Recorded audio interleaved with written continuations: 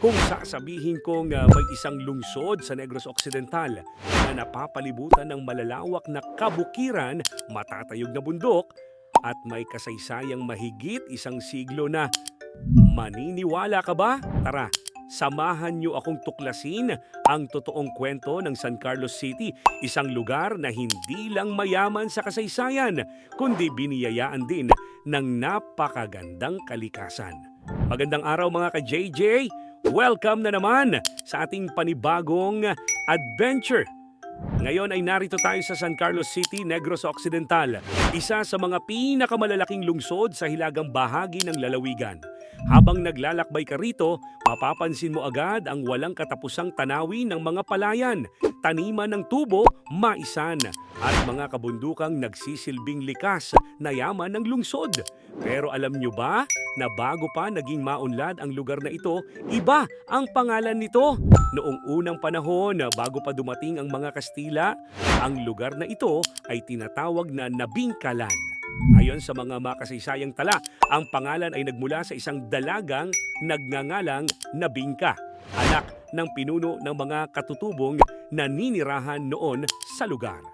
May isa ring salaysay na isang Cebuano mga mangangalakal na si Carlos Apurado ang tumulong sa pag-unlad ng pamayanan, dahilan upang kalaunan ay maiugnay ang pangalang Carlos sa lugar.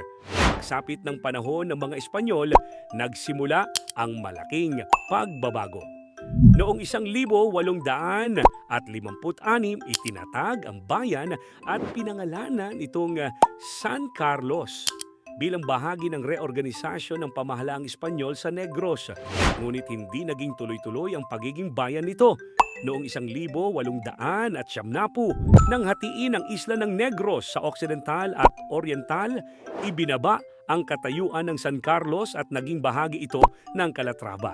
Ibig sabihin, may panahon sa kasaysayan na ang San Carlos ay nasa ilalim ng jurisdiksyon ng Calatrava. Pagkatapos ng Rebolusyong Pilipino laban sa Espanya, muling kinilala ang San Carlos bilang isang hiwalay na munisipalidad noong 1878 at kalaunan ay pinagtibay ng pamahalaang Amerikano. Sa pagdating ng mga Amerikano, mabilis na umunlad ang ekonomiya ng San Carlos. Noong 1912, itinayo ang San Carlos Milling Company, isa sa mga pinakaunang modernong sugar mill sa bansa. Dahil dito, lalong lumawak ang pagtatanim ng tubo. Hanggang ngayon, habang bumibiyahe ka sa mga barangay ng San Carlos, makikita mo pa rin ang malalawak na tubuhan na tila walang katapusan. Kapag panahon ng anihan, napakaganda ng tanawin.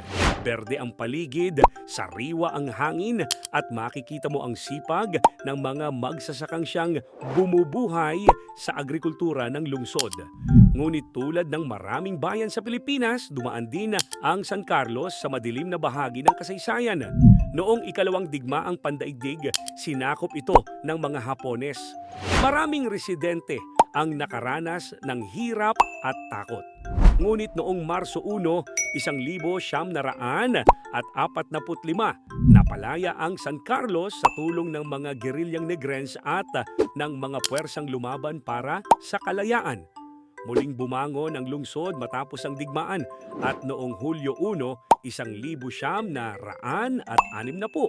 opisyal nang naging San Carlos City sa bisa ng Republic Act numero 2643. Mula noon, patuloy itong umunlad hanggang sa makilala bilang isa sa mga pangunahing sentro ng agrikultura at renewable energy sa Pilipinas. Ngayon, hindi lang kasaysayan ang dahilan kung bakit dinarayo ang San Carlos. Habang nagmamaneho ka sa mga kalsada nito, sasalubungin ka ng napakalawak na mga palayan, taniman ng tubo at mga maisan. Sa malayo, tanaw ang napakagandang Bulkang Kanlaon na nagbibigay ng kakaibang tanawin lalo na kapag malinaw ang panahon. Kung mahilig ka sa nature adventure, maraming lugar dito na perpekto para sa road trip, drone shots at sunrise photography.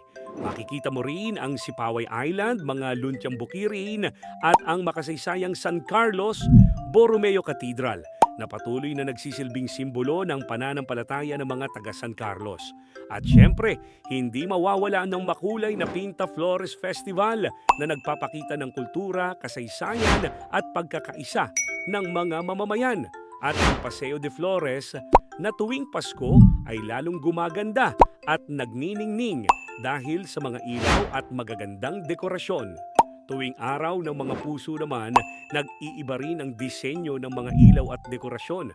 Kaya bawat okasyon ay may kakaibang ganda at ambience. Hindi rin pahuhuli ang buong paligid ng City Hall, lalo na kapag gabi. Talagang napapakaganda ng ambience. Siyempre, hindi rin mawawala ang People's Park, Marina at ang Boulevard ng San Carlos. Lalo na kapag gabi, napakagandang mga lugar para mag-unwind, mag-relax at namnamin ang malamig at tahimik na gabi. Habang nakatayo ako rito at pinagmamasdan ang malawak na kabukiran ng San Carlos, mapapaisip ka talaga, hindi lang pala ito isang lungsod. Isa itong lugar na puno ng kasaysayan, sipag at likas na kagandahan. Mula sa dating nabingkalan na naging bahagi ng Calatrava, muling naging bayan, hanggang sa maging isang maunlad na lungsod. Patuloy na isinusulat ng San Carlos City ang sarili nitong kasaysayan. At higit sa lahat, sa buong Negros, tinanghal ang San Carlos City bilang pinakamalinis na lungsod ngayon. Isang karangalan na tunay na ipinagmamalaki ng mga San Carloseño. Kung nagustuhan ninyo ang ating historical adventure ngayon, huwag kalimutang i-like, i-share at i-follow ang ating page para sa mas marami pang totoong kasaysayan ng mga bayan at lungsod sa Negros Occidental. Maraming salamat sa panonood.